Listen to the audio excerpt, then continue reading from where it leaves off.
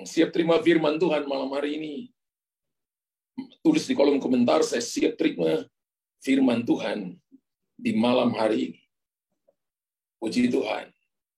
Bapak Ibu, kalau kita belajar surga versus neraka, maka kita lihat ada beberapa istilah yang dipakai di dalam Alkitab untuk merujuk surga dan neraka.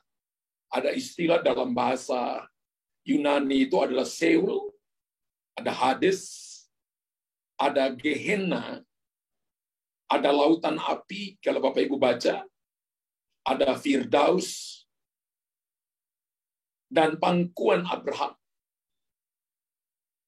Itu menjadi sumber, bahkan itu menjadi sumber perdebatan, dan kadang-kadang bisa membingungkan, saudara. Ya, tapi malam hari ini, saya ingin Bapak Ibu, mari perhatikan apa yang ingin saya sampaikan kepada saudara. Saya sampaikan ini bukan sebagai sebuah angan-angan, ya, tapi saya sampaikan ini berdasarkan apa kata firman Tuhan. Bahwa ada orang yang mungkin mengalami near-death experience, mati suri, lalu dibawa ke neraka, dibawa ke sorga. Tuhan ingin hanya untuk membuktikan bahwa sorga itu ada, dan neraka itu juga ada. Sehingga hidup kita yang di dunia yang sementara ini adalah masa-masa persiapan, Bapak Ibu. Ada masa-masa persiapan, semua yang kita lakukan di muka bumi ini, itu menentukan nanti di takhta putih. Itu adalah takhta pengadilan. Apakah kita ke sorga atau kita ke neraka? Kita ke Seol, kita ke Hades, kita ke Gehenna, kita ke lautan api, itu sama-sama artinya daripada lautan api atau arti neraka, atau kita ke Firdaus, ataukah kita ke pangkuan Abraham. Kata Firdaus itu digunakan sebagai sinonim, ya, kesamaan untuk surga. Kalau Bapak Ibu lihat dalam 2 Korintus pasal 12 ayat yang keempat. Dalam 2 Korintus 12 ayat yang keempat, Alkitab berkata, ia tiba-tiba diangkat ke Firdaus, dan ia mendengar kata-kata yang tak terkatakan, yang tidak boleh diucapkan manusia. Siapa ini? Rasul Paulus. Dia dibawa ke langit tingkat ketiga. Dan Rasul Paulus katakan itu adalah Firdaus. Sorry, minta maaf. Maaf. Kalau kita lihat Wahyu pasal yang kedua, ayat yang ke-7.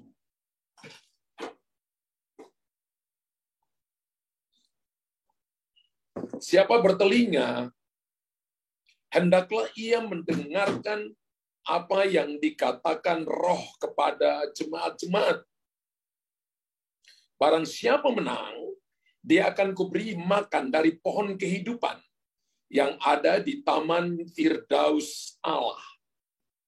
Wow, ketika Yesus sedang sekarat di atas kayu salib, salah satu penyamun yang ada di sebelah kiri, sebelah kanannya, yang sementara itu disalibkan bersama Yesus, meminta belas kasihan daripada Tuhan Yesus.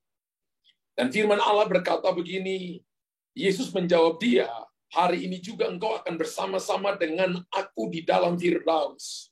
Bapak Ibu bisa lihat itu dalam Lukas pasal 23, ayat 43. Kata Yesus kepadanya, aku berkata kepadamu sesungguhnya, hari ini juga engkau akan ada bersama-sama dengan aku di dalam Firdaus. Saya menerjemahkan ini, dia dibaptis di dalam kematian Kristus. Untuk menggenapi Kolose pasal yang kedua, ayat yang ke-12. Baptisan itu adalah salah satu bentuk bahwa kita mati bersama-sama dengan Kristus, dan kita bangkit bersama-sama dengan Kristus. Kita dikuburkan, kata dikuburkan di situ bukan rantiso, tapi baptiso. Baptiso itu artinya dikuburkan, ditenggelamkan, ditutupi permukaannya. Kalau rantiso itu adalah hanya dipercik. Ya, kalau kita lihat dari bahasa Yunani yang ditulis dalam Perjanjian Baru itu adalah bukan rantiso tapi baptiso. Dan Alkitab katakan bahwa penjahat ini dia mendapat tempat bersama-sama dengan Tuhan dalam Firdaus karena di hari-hari terakhir dia masih bertobat. Dan Yesus tahu kalau kematiannya akan segera terjadi sehingga ia akan segera berada di sorga bersama-sama dengan Bapanya. Dan Tuhan Yesus memakai kata Firdaus sebagai bentuk kesamaan atau sinonim untuk surga itu. Ya. Yesus memakai kata Firdaus. Kata ini identik dengan tempat yang indah, tempat yang menyenangkan, tempat di mana hidup dalam sukacita, dalam pikirannya tidak ada lagi kematian, tapi adalah hidup yang kekal. Dan ini merupakan sebuah istilah yang kalau saya baca beberapa buku tentang sorga dan neraka, sebuah istilah yang digunakan di dalam kitab Talmud. Kitab Talmud itu adalah kitab yang dipelajari oleh bangsa Yahudi. Kitab Talmud itu berisi Kejadian, Keluaran, Imamat, Bilangan, dan Ulangan. 5 kitab Musa dan kitab Talmud itu menulis sinonim bagi surga itu, dikatakan bahwa itu seperti ada di pangkuan Abraham. Ya. Kalau kita lihat Lukas pasal 16, nanti Bapak Ibu baca ayat 19 sampai ayat yang ke-31 nanti. Kalau Bapak Ibu baca, istilah pangkuan Abraham ketika itu dilihat oleh orang kaya yang ada di neraka dan melihat bahwa Abraham sedang memangku Lazarus di pangkuannya. Dan Alkitab berkata bahwa istilah tentang pangkuan Abraham ini dalam kitab Talmud itu sinonimnya itu adalah surga. Amin. Sinonimnya adalah surga. Dan kisah ini menyatakan bahwa Lazarus duduk di pangkuan Abraham di perjamuan surgawi. Ayat-ayat tentang sorga itu begitu jelas dalam Alkitab. Kalau kita lihat Yohanes pasal 14, ayat 1 sampai ayat yang ke-6, kalau Bapak Ibu perhatikan baik-baik di sana, Yesus berkata begini, aku pergi menyediakan tempat bagimu, supaya di mana aku berada, kamu pun berada. Yesus pergi menyediakan tempat bagi kita. Haleluya. Seperti halnya, keadaan ini seperti halnya Rasul Yohanes yang bersandal kepada dadanya Yesus pada perjamuan terakhir. Dan kalau saya mencoba memperhatikan, ya ada beberapa teman-teman saya yang mengalami near death experience, dan mereka menceritakan tentang dia dibawa mati suri selama 2,5 jam, dan dia dibawa ke neraka, kemudian dibawa ke sorga. Ketika dia sampai neraka, dia begitu ketakutan, saudara. Dia katakan itu gelap, yang lebih gelap daripada gelap ketika kita mati lampu ada di dunia ini. Dan itu sangat kering. Dia berjalan dalam 2 jam, dia berjalan dalam beberapa jam itu. Dalam 1 jam, tapi dia rasa bahwa dia sedang menghabiskan seluruh energinya. Nggak ada air, pohonnya kering semuanya. Ya. Alkitab berkata itu adalah Seol, itu adalah Gehenna, itu adalah Hades, itu adalah dunia orang mati. Dan firman Allah berkata bahwa saudara dan saya, Alkitab berkata bahwa kita harus betul-betul memperhatikan bagaimana kehidupan kita. Kalau dalam Lukas 16 ayat 19 sampai ayat yang ke-31, dikatakan bahwa istilah pangkuan Abraham dalam Talmud itu diterjemahkan atau sinonimnya dengan surga, maka kisah ini menyatakan bahwa Lazarus itu duduk di pangkuan Abraham. Dan saya perhatikan bahwa ada beberapa tafsiran mengenai istilah pangkuan Abraham ini. Ya. Mereka yang percaya kalau kisah ini terjadi setelah kematian dan kebangkitan Yesus menganggap bahwa pangkuan Abraham ini sinonimnya itu dengan surga. Ini sebuah tafsiran, Bapak Ibu ya. Karena pangkuan Abraham ini hanya ditulis 1 kali dalam Lukas 16 ayat 19 sampai ayat 31 itu cuma 1 kali disebutkan, Bapak Ibu ya, tentang pangkuan Abraham. Sementara mereka yang percaya kalau kejadian ini terjadi sebelum peristiwa penyaliban menganggap istilah ini merujuk pada Firdaus. Ada yang menganggap tafsiran, ada yang menganggap ini surga, Dan ada yang menganggap ini Firdaus. Ya. Ada orang berkata bahwa Firdaus itu adalah tempat sementara untuk orang-orang yang sekarang ini mati dalam kebenaran dikumpulkan di situ lebih dulu. Seperti Gehenna, sebelum nanti dilemparkan ke dalam lautan api yang bernyala-nyala atau masuk di dalam sorga yang kekal atau kematian yang kekal. Sekali lagi tadi saya berkata awal bahwa kehidupan kita di muka bumi ini, umur berapapun kita, maka sebenarnya semuanya itu menuju kepada dua hal ini, sorga atau neraka. Dan saya ingin jelaskan kepada Bapak Ibu bahwa pangkuan Abraham yang dilihat oleh orang kaya ini itu merujuk kepada surga dalam kitab Talmud, dan sementara mereka yang percaya kalau kejadian ini terjadi sebelum peristiwa penyaliban, sebelum Yesus disalibkan, mereka menganggap istilah ini merujuk kepada Firdaus. Tapi saya mulai berpikir, lalu saya mulai selidiki firman ini, bahwa kapan terjadinya kisah ini sebenarnya sama sekali tidak ada kaitannya dengan pesan utama daripada kisah ini sesungguhnya. Kisah ini hanya untuk menunjukkan bahwa Abraham itu ada di sorga dan Lazarus ada di pangkuannya. Yang harus kita pahami adalah orang fasik akan melihat orang benar hidup bahagia itu saja. Bahwa orang kaya yang pelit medit, yang tidak punya belas kasihan, yang tidak mau menolong orang lain, yang hanya memperkaya dirinya sendiri, dan tidak mau memberikan Lazarus makan dari makanan yang jatuh daripada mejanya, akan melihat orang benar akan berbahagia, sedangkan orang fasik akan disiksa di dalam kekekalan. Dalam Lukas pasal 16, ayat yang ke-26.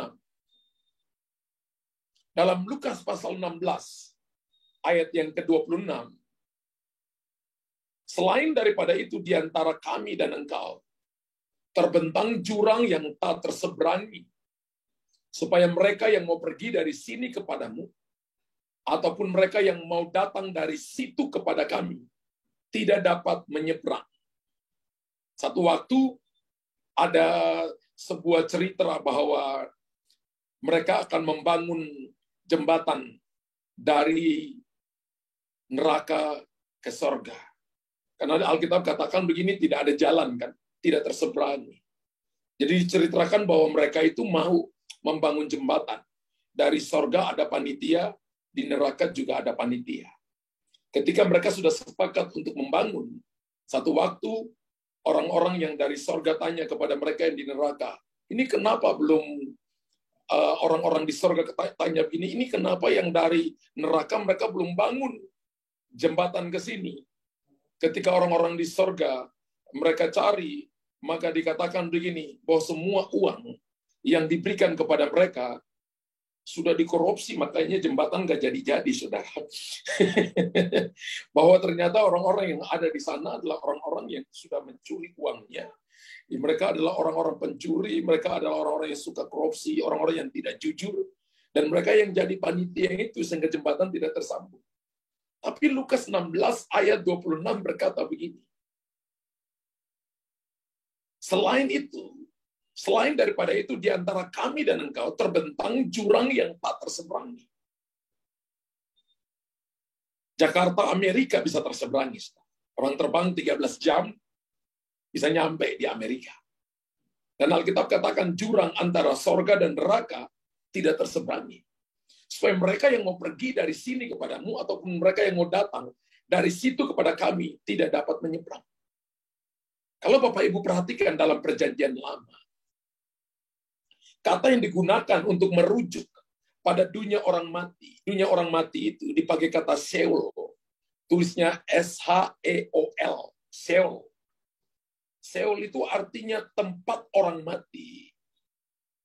Atau diterjemahkan juga dengan tempat berpulangnya jiwa dan roh.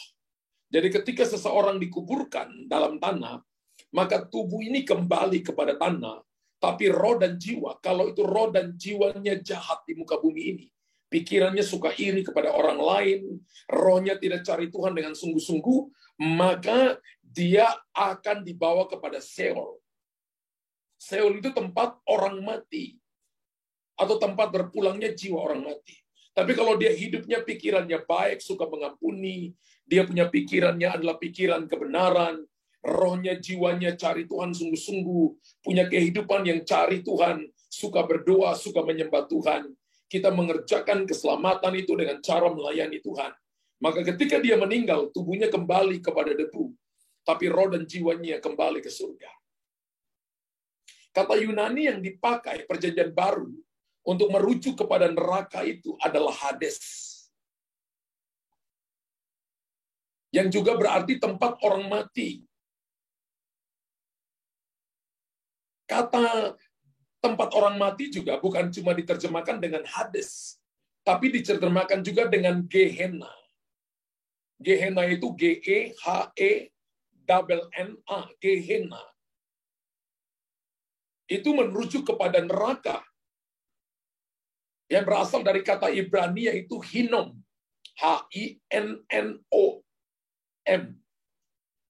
Hinnom itu adalah neraka. Kemudian kita dapat kata Gehenna itu, Bapak Ibu.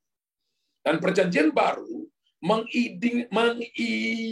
mengindikasikan, menunjukkan kalau Seol atau Hades ini adalah tempat sementara. Perjanjian Baru ya. Ya, kalau Perjanjian Lama tadi berkata itu merujuk kepada Seol, tempat orang mati atau tempat berpulangnya jiwa dan roh.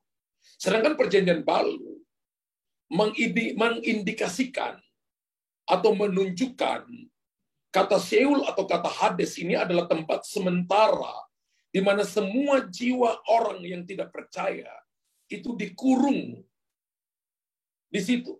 Itu tempat, atau dikatakan begini, tempat sementara. Mereka jiwanya dikurung di situ untuk kelak dibangkitkan, kebangkitan kedua namanya. Nanti diadili ketika mereka menghadap yang namanya takhta putih. Kalau Bapak Ibu baca di dalam 1 Tesalonika, dikatakan begini, dalam kitab Tesalonika, dikatakan begini, bahwa ketika Yesus datang nanti pada kali yang kedua, maka akan terjadi yang namanya gempa. Gempa itu bukan gempa tektonik atau gempa vulkanik, tapi gempa itu bernama gempa meseleum. Gempa meseleum ini adalah gempa hanya di sekitar kuburan orang benar saja yang mati lebih dulu. Alkitab katakan bahwa orang benar mereka akan bangkit lebih dulu, kemudian kita yang masih hidup akan terangkat menyongsong Tuhan di angkasa. Sedangkan orang-orang mati, orang-orang fasik, orang-orang yang hidup dalam dosa, mereka tidak dibangkitkan pada kebangkitan pertama. Mereka dibangkitkan pada kebangkitan kedua dengan satu tujuan, untuk nanti dihakimi. Wow. Firman Allah berkata, sementara bagi orang-orang percaya, ketika dia meninggal, maka jiwanya itu akan langsung berdiam di hadirat Allah. Di sorga, atau dikatakan Firdaus, atau pangkuan Abraham. Ayat-ayat Alkitab itu kita bisa lihat dalam Lukas pasal yang ke-23, ayat 43. Kata Yesus kepadanya, aku berkata kepadamu, sesungguhnya hari ini juga engkau akan ada bersama-sama dengan aku di dalam Firdaus.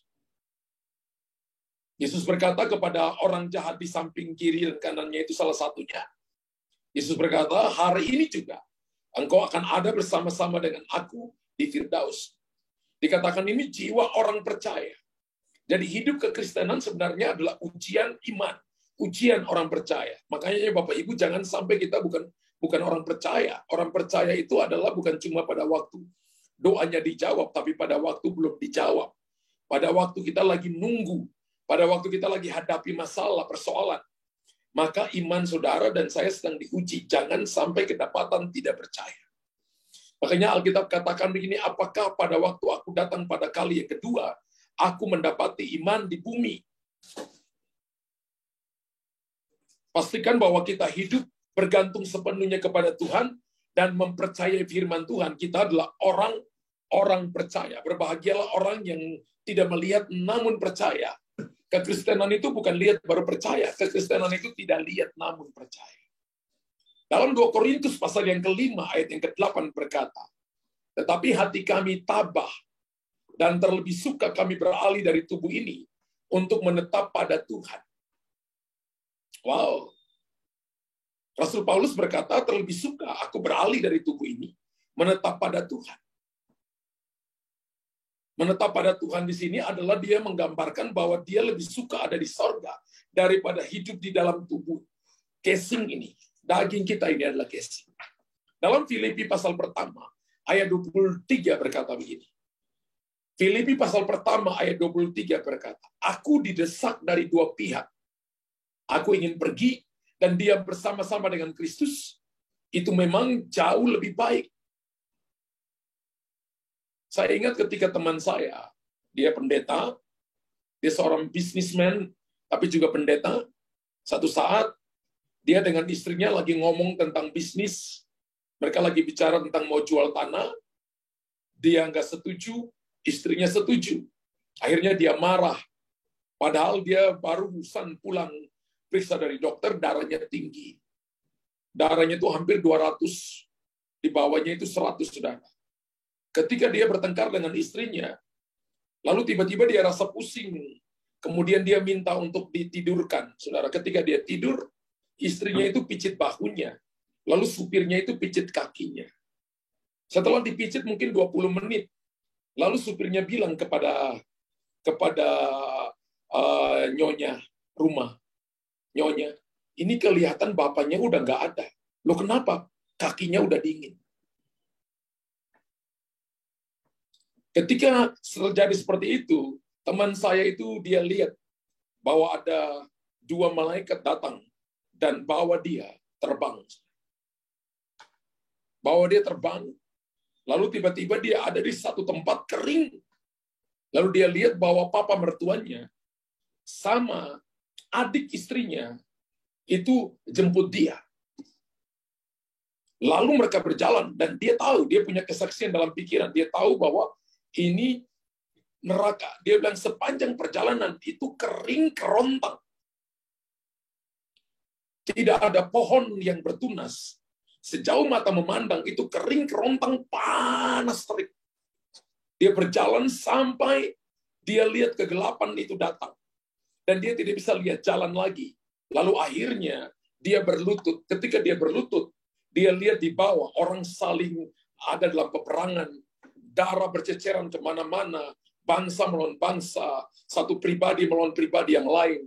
Dia lihat binatang buas menyerang manusia, binatang buas serang binatang buas, manusia serang binatang buas. Lalu dia jadi takut karena dia lihat sesuatu yang mengerikan untuk dia. Lalu dia panggil nama Tuhan, dia teriak nama Tuhan, Yesus, Yesus 3 kali. Ketika dia panggil nama Tuhan, dia rasa di bawah lututnya dia itu ada getaran seperti gempa bumi. Getarannya 3 kali. Lalu tiba-tiba dia pindah di alam lain. Dan ketika dia pindah di alam lain, dia rasa capek sekali. Tapi dia lihat di kejauhan di sana ada sebuah istana yang sangat megah. Ketika dia lihat jalan, itu jalannya itu begitu indah, putih, dan dia lihat kiri kanan itu pohon-pohon berbuah dengan sangat rindang, berbeda dengan apa yang dia baru lihat tadi. Itu buahnya sampai jatuh di tanah dan dia katakan begini, daunnya belum pernah dia lihat di muka bumi ini warna daunnya. Bahkan buahnya belum pernah dia lihat ada buah yang seperti itu ada di bumi, begitu indah. Karena dia saking capeknya, dia kepingin bagaimana supaya dia ada di depan pintu gerbang itu. Hanya berpikir tiba-tiba dia sudah ada di depan pintu gerbang itu. Dan dilihat pintunya itu naik sampai ke awan-awan tinggi sekali. Lalu pintu itu terbuka dan dia dengar suara laki, bukan perempuan, bukan orang tua, bukan anak-anak, yang dalam pujian penyembahan. Lalu dia masuk. Ketika dia masuk, dia lihat sebuah istana, dan dia lihat ada seseorang yang duduk di atas istana itu. Pikirannya langsung berkata, itu Tuhan Yesus. Dan ketika dia berlutut di depan kaki daripada Tuhan Yesus, dia berkata, Tuhan, saya nggak mau kembali ke bumi. Di bumi banyak masalah, banyak persoalan, banyak sakit penyakit. Saya mau tinggal di sini saja. Dia ngomong sampai tiga kali. Lalu di tangan Tuhan itu ada sepotong sepertinya ada sepotong kayu begitu, ya, yang warnanya keemas-emasan seperti itu. Lalu Tuhan mukul paha sebelah kirinya. Dan Tuhan berkata begini, kamu dibawa ke sini karena kamu punya tugas dan tanggung jawab belum selesai. Kamu harus kembali ke bumi karena tanggung jawabmu belum selesai. Kemudian dia lihat ada 2 malaikat yang datang temani dia. Lalu Tuhan Yesus pegang tangan kanannya dan bawa dia tunjuk rumah-rumah yang ada di sorga. Ketika dia lihat bahwa gentengnya itu terbuat dari sinar yang dipadatkan. Lalu dia masuk ke salah satu rumah. Ini kesaksian benar loh Bapak. Saya pernah undang hamba Tuhan ini. Dan dia khotbah bersaksi. Ya hampir 1 jam lebih ya. Hanya khotbah bersaksi tentang ini. Karena ini adalah teman pendoa saya. Dia hamba Tuhan. Dia seorang bisnismen. Tapi suka berdoa. Dan dia bersaksi. Dan saya bilang, wow. Bapak Ibu tahu bahwa dia ditunjukkan tentang atap rumahnya itu terbuat daripada sinar yang dipadatkan. Ketika dia masuk dalam rumah, dan dia lihat begini bahwa dindingnya itu, satunya dinding terbuat dari permata, satunya terbuat dari mutiara, satu terbuat dari permata ini, permata itu. Semua hal yang berharga-harga. Ketika dia mau masuk ke ruang tamu, dia takut masuk karena dia lihat lantainya itu seperti gel. Dia takut dia tersedot di dalamnya. Tapi ada Roh Kudus berkata kepada dia, kamu masuk, injak. Ketika dia injak itu padat. Lalu dia lihat, itu lantainya itu ada lapisannya, batu permata yang mahal-mahal itu ada beberapa di bawah kakinya dia. Dia diberitahukan nama rumah itu yang punyanya siapa. Tapi ketika dia kembali ke bumi, dia lupa namanya. Lalu dia tanya ke Tuhan, di mana rumah saya? Ketika diantar ke sana, masih fondasi, saudara. Tuhan berkata, rumahmu belum siap. Kamu harus kembali ke bumi. Kemudian Tuhan Yesus lenyap. Lalu 2 malaikat itu mengantar dia, satu di kiri, satu di kanan. Tinggi mereka sama dan umurnya sekitar antara 20 sampai 25 tahun. Lalu malaikat katakan, kita akan bawa kamu turun kembali ke bumi. Ketika mereka mau turun ke bumi, ada seseorang yang berlari-lari. Dan ketika dekat langsung dia tahu, itu adalah Raja Daud. Dan Daud berkata begini, kasih tahu kepada penduduk di dunia bahwa sorga itu ada, neraka pun itu ada. Yang kedua, kasih tahu kepada penduduk di dunia bahwa Yesus akan datang pada kali yang kedua. Lalu malaikat berkata, jam, lompat. Dan mereka turun ke langit tingkat kedua. Dia cerita begini, di sorga nggak ada pikiran kematian. Ketika dia turun ke langit tingkat kedua, baru dia tahu bahwa dia sudah mati. Karena waktu turun ke langit tingkat kedua, baru dia lihat anak laki-laki yang umur 10 tahun, sedang pakai jubah ungu. Di depannya ini ada gambar salib yang berkilau-kilauan. Dan di tangannya itu ada salib yang berkilau-kilauan. Lagi lari sana, lari sini, lari sana, lari sini. Lari sana dan lari sini. Kemudian malaikat bawa dia turun ke langit tingkat pertama, yaitu bumi. Dan dia lihat rumahnya. Dia masuk dalam rumahnya. Rohnya itu dibawa masuk. Dia masuk dalam kamarnya, lihat tubuhnya ada di tempat tidur.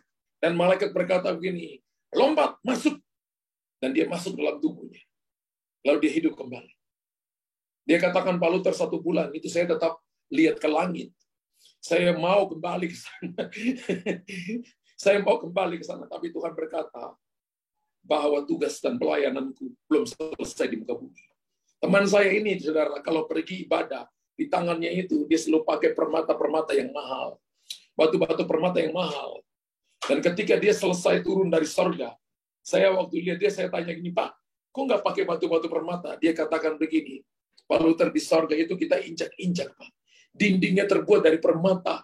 Saya kalau pakai lagi permata, saya rasa malu. Saya rasa bahwa, wow, ini nggak ada artinya apa-apa. Sorga itu rasanya segalanya. Saya nggak mau kembali. Nggak ada pikiran kematian. Saya bilang ke Tuhan sampai 3 kali, kalau bisa saya tetap tinggal di sini, saya mau kembali. Dan Raja Daud berkata, sorga itu nyata. Tapi saya beritahukan, lautan api juga nyata. Lautan api juga nyata. Sorga nyata, lautan api juga nyata. Lautan api adalah istilah yang hanya digunakan di dalam Wahyu pasal 19 ayat yang ke-20. Wahyu 19 ayat 20 berkata, maka tertangkaplah binatang itu. Dan bersama-sama dengan dia, nabi palsu yang telah mengadakan tanda-tanda di depan matanya. Dan dengan demikian, ia menyesatkan mereka yang telah menerima tanda dari binatang itu dan yang telah menyembah patungnya. Keduanya dilemparkan hidup-hidup ke dalam lautan api yang menyala-nyala oleh belerang.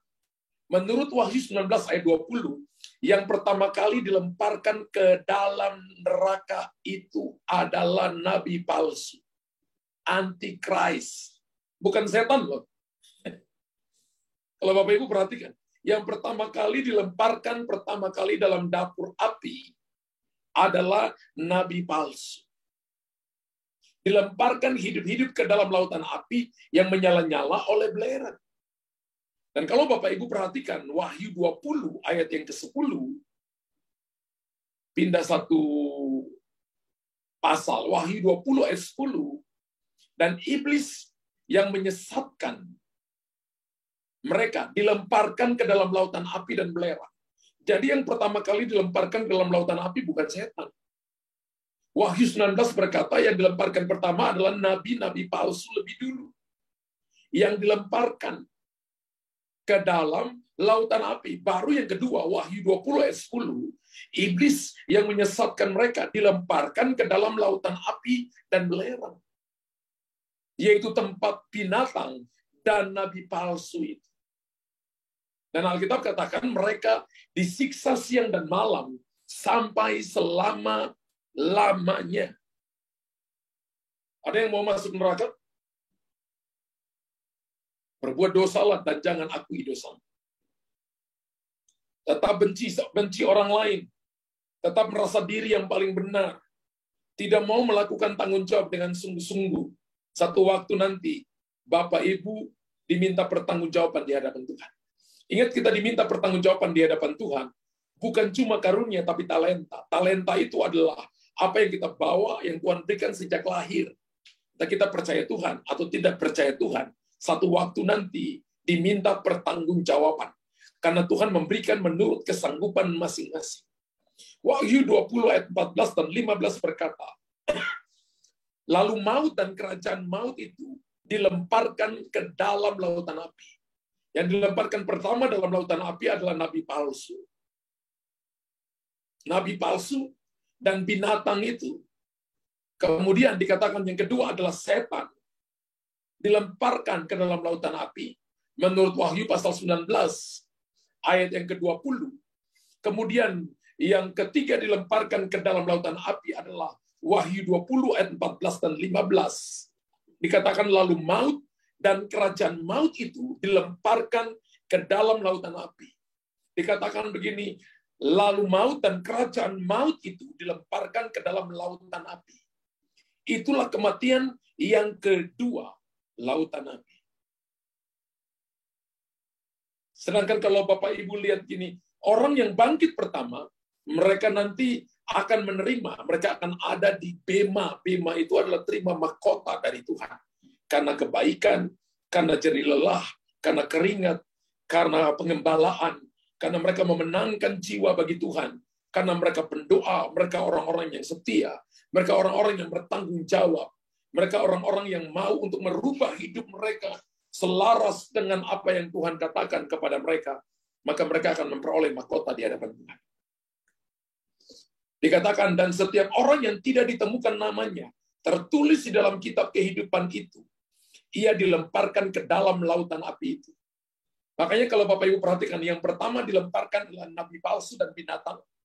Yang kedua, yang dilemparkan ke dalam neraka itu adalah setan, si iblis itu. Dan yang ketiga yang dilemparkan ke dalam neraka itu adalah maut dan kerajaan maut. Dan yang keempat yang dilemparkan ke dalam neraka adalah setiap orang yang tidak ditemukan namanya tertulis di dalam kitab kehidupan itu. Jadi saya nggak percaya Kalau ada orang yang berkata begini, orang itu jiwanya mengelana, dari mana dia tahu apa dia Tuhan? Yang tahu seseorang nanti masuk surga, masuk neraka itu adalah keputusannya Tuhan. Pendeta pun nggak tahu. Betul? Pendeta pun nggak tahu. Satu-satunya yang bisa kami lakukan adalah kami memberitakan firman Tuhan. Apa yang Tuhan katakan, apa yang Tuhan sampaikan dalam firman-Nya, itu yang kita sampaikan. Dan semua saudara, termasuk saya dan saya ini juga nggak aman. Ya. Saya juga harus hidup benar-benar di hadapan Tuhan. Ya. Supaya kita satu waktu nanti, kita bisa berdiri di hadapan Tuhan, dan kita bisa ada di Firdaus, di pangkuan Abraham, atau kita bisa ada di surga. Atau Bapak Ibu satu saat nanti ketika hidup tidak benar, kita bisa ada di Sheol, kita bisa ada di Gehenna, atau kita bisa ada di Hades, yaitu neraka api yang kekal itu. Ingat Bapak Ibu, saya jelaskan kepada Bapak Ibu, bahwa yang pertama dilemparkan dalam lautan api itu, nabi palsu. Menurut Wahyu pasal 19, amin, ayat 20. Kemudian Wahyu pasal 20 ayat 10 dan ayat 14 berkata, iblis yang menyesatkan mereka. Iblis dilemparkan yang kedua, saudara. Yang pertama itu nabi palsu. Yang kedua baru setan. Yang ketiga yaitu maut dan kerajaan maut. Jadi ada kerajaan maut. Baru dilemparkan ke sana. Kerajaan maut di sini adalah sistem.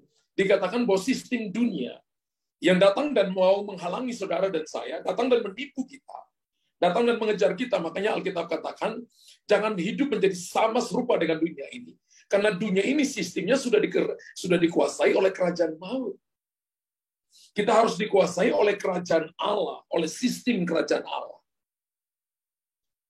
Dan maut dan kerajaan maut, tempat ini akan menjadi tempat penghukuman kekal bagi semua pemberontak. Bapak Ibu bisa lihat orang memberontak itu dari sekarang, ketika dari rumah, ketika dididik, ketika dia tidak dengar-dengaran, ketika dia mulai memberontak. Kalau Bapak Ibu nggak berdoa sungguh-sungguh kepada anak-anak kita, kepada istri, kepada suami, kepada orang lain, maka satu waktu nanti mereka akan menjadi perpanjangan tangan setan untuk melakukan kehendaknya. Tempat ini akan menjadi tempat penghukuman kekal bagi semua pemberontak yang tidak mau bertobat. Bagi para malaikat-malaikat yang memberontak, bahkan kepada manusia yang mengikuti tuntunan daripada nabi palsu itu. Tuntunan daripada roh-roh jahat, setan-setan, penguasa-penguasa di udara. Daripada sistem yang dibangun untuk mencengkeram orang hanya untuk diri sendiri. Dan tidak pakai itu untuk memuliakan Tuhan. Ini sesuatu yang Bapak Ibu dan saya harus belajar untuk peka, belajar untuk memperhatikan apa yang Tuhan katakan kepada kita, lalu kita menghidupinya. Menurut Matius pasal yang ke-25 ayat 41. Matius pasal 25 ayat 21 ayat 41 maksud saya berkata begini. Dan ia akan berkata juga kepada mereka yang di sebelah kirinya. Enyalah dari hadapanku, hai kamu orang-orang terkutuk. Enyalah ke dalam api yang kekal, yang telah sedia untuk iblis dan malaikat-malaikatnya. Orang yang berdiri di sebelah kiri itu dilemparkan ke dalam api neraka. Dan tempat ini digambarkan sebagai tempat di mana api itu menyala-nyala. Dan mereka yang ada di dalamnya akan mengalami siksaan kekal, bukan siksaan 1-2 tahun, 30, 50, 60 tahun, 70 tahun. Hidup kita di dunia ini mungkin 70, 80 tahun. Tapi itu menentukan apakah hidup kekal ataukah ada kematian kekal.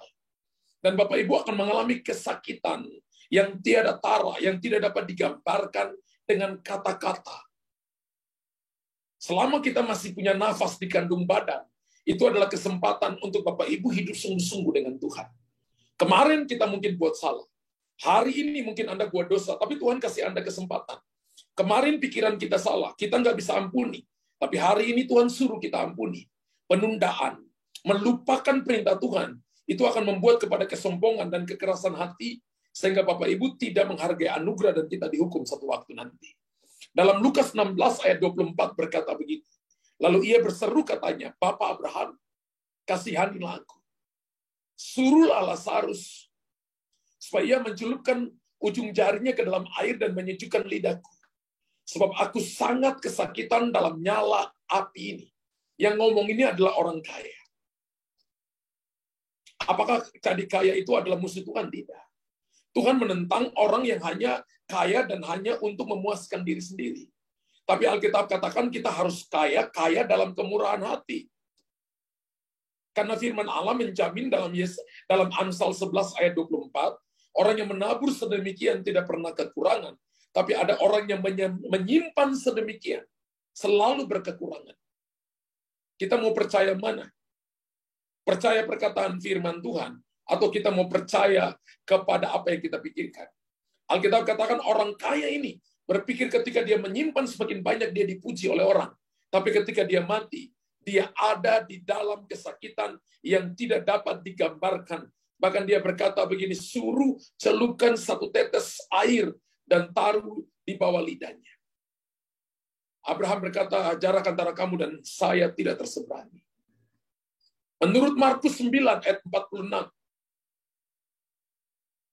ayat 45, dan ayat 46 berkata begini, dan jika kakimu menyesatkan orang, penggallah. Karena lebih baik engkau masuk ke dalam hidup dengan timpang daripada utuh kedua kakimu dicampakkan ke dalam neraka. Dan Alkitab menggambarkan pada ayat 46, di tempat itu ulatnya tidak akan mati. Dan apinya tidak akan padam. Jadi saya gambarkan ulatnya tidak mati. Kalau disiksa kekal, misalnya daging saudara itu dimakan sampai habis, tiba-tiba tumbuh lagi, dimakan lagi, bisa bayangkan itu sesuatu penyiksaan kekal, saudara. Tidak ada kesempatan lagi bertobat. Kesempatan bertobat hanya ada di muka bumi. Jadi orang yang keraskan hati itu adalah orang yang sombong. Akar masalah itu kan ada 3, Bapak Ibu. Akar masalah itu adalah kepahitan. Kepahitan jalan keluarnya adalah mengampuni.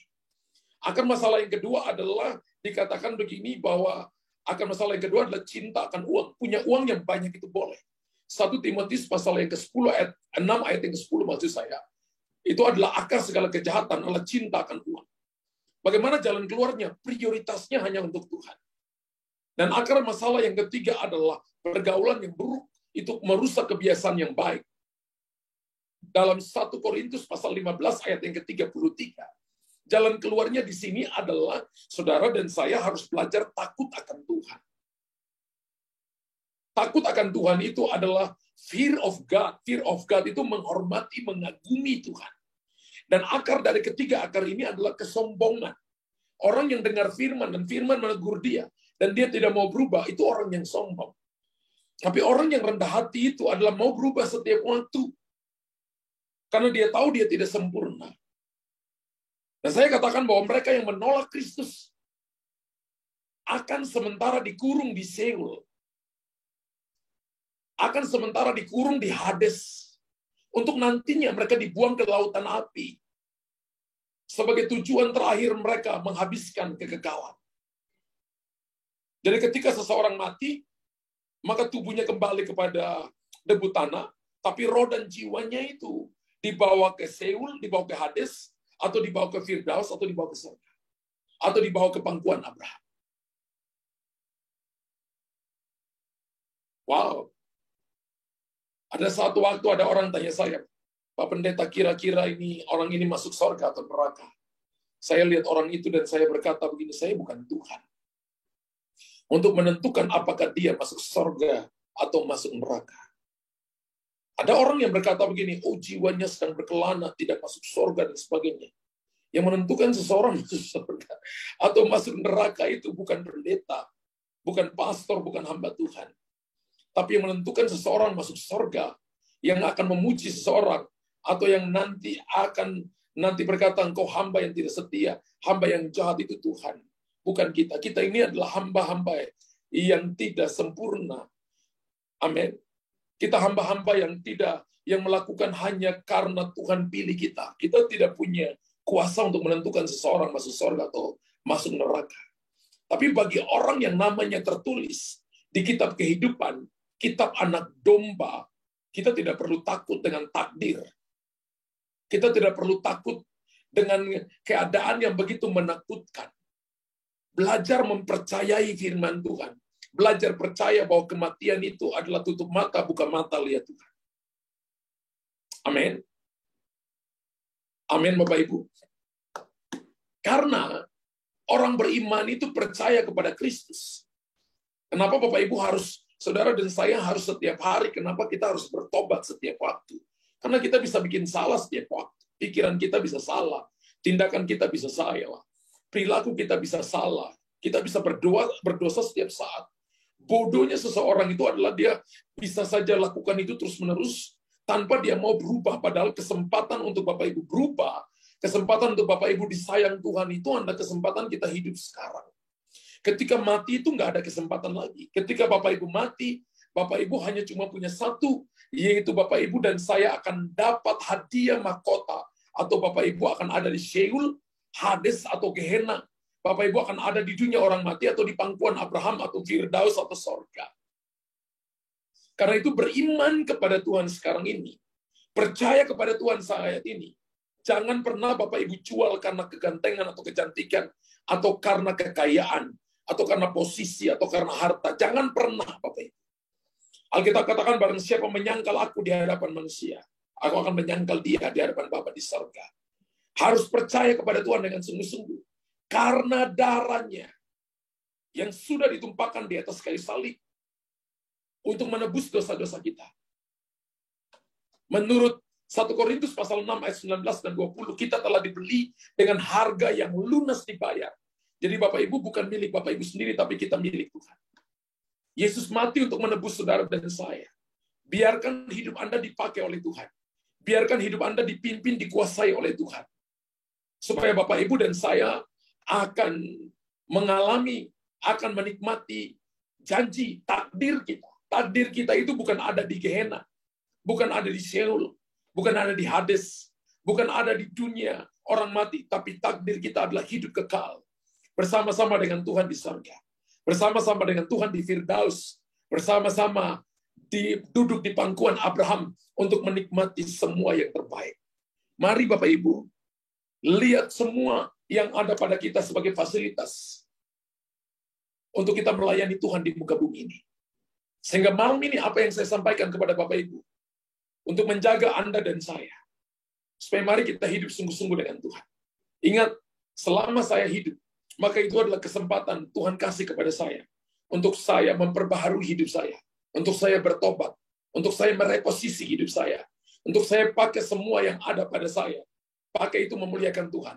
Entah itu kepintaran, kemampuan, bakat, talenta, kekayaan, posisi, semua yang diberikan dipakai untuk memuliakan Tuhan supaya orang percaya dan bertobat, menerima Yesus sebagai Tuhan dan Juru Selamat, supaya Bapa di sorga dimuliakan. Berapa banyak Bapak Ibu yang percaya malam ini dan diberkati Tuhan?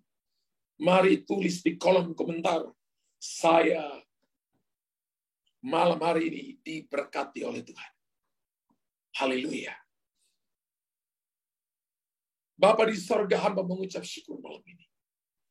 Maritis anturi nasopan makarya. Kalau Bapak Ibu ada malam ini, angkat tangan saudara. Beberapa Anda buat dosa, dan Anda belum mengaku. Beberapa Anda sombong. Beberapa Anda suka tersinggung. Beberapa Anda suka marah dan Anda belum bertobat di hadapan Tuhan.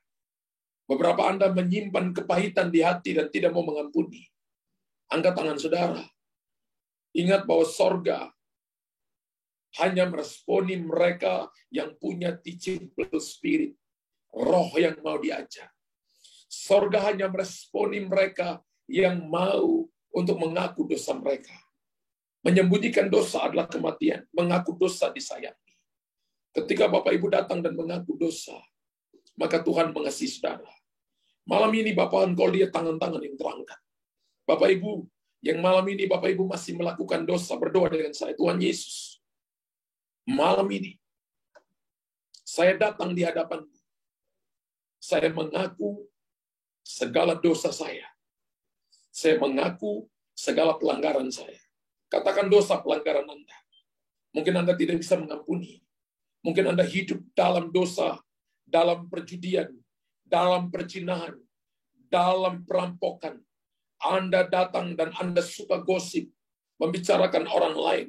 Anda suka tersinggung. Kita suka menyimpan kesalahan orang lain di hati kita. Kita suka memikirkan kesalahan orang lain dan tidak melupakan kesalahan orang lain. Bapa di sorga, malam hari ini, kita hanya cuma dapat semua, dapat kekayaan hanya untuk diri kita. Dapat kepintaran hanya untuk diri kita. Kita hanya cuma pikir diri kita, dan kita nggak pikir orang lain. Bapa di sorga, berdoa Bapak Ibu, malam ini, saya minta ampun di hadapan. Darah Yesus, darah Yesus, darah Yesus, sucikan saya. Perbaharui saya malam ini. Layakan saya malam ini. Dan saya merasa ada hati-hati yang hancur malam ini. Ada air mata yang ditumpahkan malam ini. Sebagai tanda bahwa Anda bertobat sungguh-sungguh. Dan Anda mau berkata bahwa mataku mau tertuju kepada Tuhan. Aku mau mereposisi jalan-jalanku. Mau kembali kepada kasih mula-mula. Karena aku telah jatuh terlalu dalam meninggalkan kasih mula-mula. Aku mau kembali remember, repentant, dan remove. Aku mau kembali melakukan triple R ini. Untuk kembali kepada jalan-jalan Tuhan. Melakukan kebenaran firman Tuhan. Untuk kembali membawa jiwa-jiwa, membawa hidupku, dan memakai biar Tuhan pakai hidupku menjadi alat dalam tangan. Tuhan, hamba berdoa malam ini. Nyatakan kuasa-Mu. Nyatakan perkara-perkara besar. Perkara-perkara ajaib malam ini. Tuhan, mereka malam ini yang sudah menulis jawaban-jawaban untuk doa mereka. Yang sudah ditulis di kolom komentar hamba berdoa. Tuhan, Engkau datang dan pulihkan mereka. Pulihkan sakit mereka. Datang dan berikan jalan keluar kepada bisnis, pekerjaan mereka, pergumulan mereka. Hamba berdoa malam ini. Mereka mengalami terobosan, mengalami pemulihan. Mereka mengalami yang namanya hati yang dikembalikan kepada hati. Hati yang takut, yang fear of God. Hati yang takut akan Tuhan. Dikembalikan kepada kami. Berikan kepada kami malam ini hati yang baru. Dan roh yang baru dalam hati kami. Supaya kami menerima roh yang baru dalam hati kami. Memanggil Engkau dengan sebutan ya Aba, ya Bapa. Hamba berdoa malam ini. Roh Kudus nyatakan kuasa-Mu. Retas opa retas sikina patos ampuris. Rena sopa rina tos ampu. Rina sangkarena pos ampara. Rena santakan itus ampurina. Rena sako para napas syatakapa. Hamba berdoa malam hari ini. Bapa, nyatakan kuasa-Mu. Nyatakan kesembuhan-Mu kepada mereka yang sakit. Anda yang sakit malam ini, taruh tangan-Mu di bagian yang sakit. Malam ini, aku katakan dalam nama Yesus. Yeremia 33 ayat yang ke-6. Tuhan telah memberikan kesehatan, kesembuhan, kesejahteraan, keamanan kepada mereka. Mereka yang sudah menulis permohonan doa mereka malam ini. Aku katakan mereka yang sakit malam ini, sembuh dalam nama Yesus. Kalau Anda belum bisa mengampuni seseorang, ampuni dia. Hari ini jangan ada penundaan. Jangan lupa kepada firman Allah. Jangan lupa ketika engkau dipakai. Jangan lupa ketika engkau diberkati oleh Tuhan. Jangan pernah lupa bahwa semuanya Tuhan berikan kepada engkau. Kekuatan Tuhan berikan kepada engkau. Supaya engkau pakai untuk memuliakan nama Tuhan. Malam ini, Tuhan hamba berdoa kuasa Allah dinyatakan bagi umat-Mu. Dan mereka melihat perkara-perkara hebat. Mereka melihat perkara-perkara besar. Perkara-perkara ajaib dinyatakan. Dalam nama Yesus Tuhan. Dalam nama Yesus. Kepada Ibu Lim Medianto. Dalam nama Yesus, paman ibu yang sedang sakit. Malam ini dia sudah disembuhkan oleh Tuhan. 2 hari kemudian dia akan mengalami pemulihan daripada Tuhan. Speed recovery terjadi bagi dia. Dia mengalami Roma pasal 4 ayat 17. Tuhan menciptakan yang tidak ada menjadi ada. Apalagi yang sudah ada. Terima kesembuhan itu. Kepada Ibu Emi Setiawati. Untuk Risna Eni Pertiwi. Sembuh dalam nama Yesus dari VT Life. Aku katakan kesembuhan terjadi. Kekuatan Tuhan berikan saat ini. Berdoa kepada Victor Ratu Nara yang sedang dalam pergumulannya. Tuhan memberikan kepadanya kekuatan, kesembuhan dalam nama Yesus. Dan terobosan dalam nama Yesus. Untuk Lasma Vivo, kekuatan Tuhan berikan kepadamu. Kepada anak-anak, anak Philip yang umur 1 tahun 10 bulan. Untuk yang mengalami bocor jantung, Tuhan berikan kesembuhan. Dan pemulihan terjadi. Hamba berdoa kepada Marunung. Dalam nama Yesus pemulihan terjadi. Kekuatan Tuhan berikan saat ini. Dalam nama Yesus. Bicara yang gagap aku katakan kembali normal. Dan pemulihan terjadi. Dalam nama Tuhan Yesus. Berdoa kepada Litar, Delirita. Saat ini dalam nama Yesus. Supaya Tuhan memberikan kepada dia petunjuk yang terbaik jalan keluar. Untuk dia memutuskan dengan benar apa yang harus dia lakukan. Berdoa kepada Gabriel. Dalam nama Yesus yang kemarin tunda operasi. Tuhan engkau punya acara dengan anak ini. Kuasa Allah dinyatakan. Dalam nama Yesus. Berdoa kepada Jeffrey. Mikal yang hari Sabtu mau operasi giginya. Supaya Tuhan kerjakan ini dengan baik. Semuanya berjalan. Nama Tuhan dipermuliakan. Berdoa kepada Esther Tambane. Yang dadanya sakit. Yang sesak. Aku katakan sudah sembuh. Besok pagi Anda akan lihat. Pagi-pagi yang Anda akan lihat. Anda bangun dengan kesegaran. Tuhan sedang menyembuhkan engkau. Dan memulihkan engkau. Berdoa kepada Emi Setiawati. Dibebaskan dari rasa khawatir yang berlebihan. Hafal firman Ibu. Perkataan firman. Dan Ibu lihat pemulihan terjadi bagi Ibu. Dalam nama Yesus Tuhan. Kekuatan Tuhan berikan kepada mereka. Kemampuan ilahi. Tuhan taruh kepada umat-Mu. Dalam nama Tuhan Yesus. Haleluya. Haleluya. Haleluya. Amin. Amin. Amin. Amin. Puji Tuhan, puji Tuhan. Bapak Ibu diberkati malam ini. Yang diberkati malam ini, katakan amin.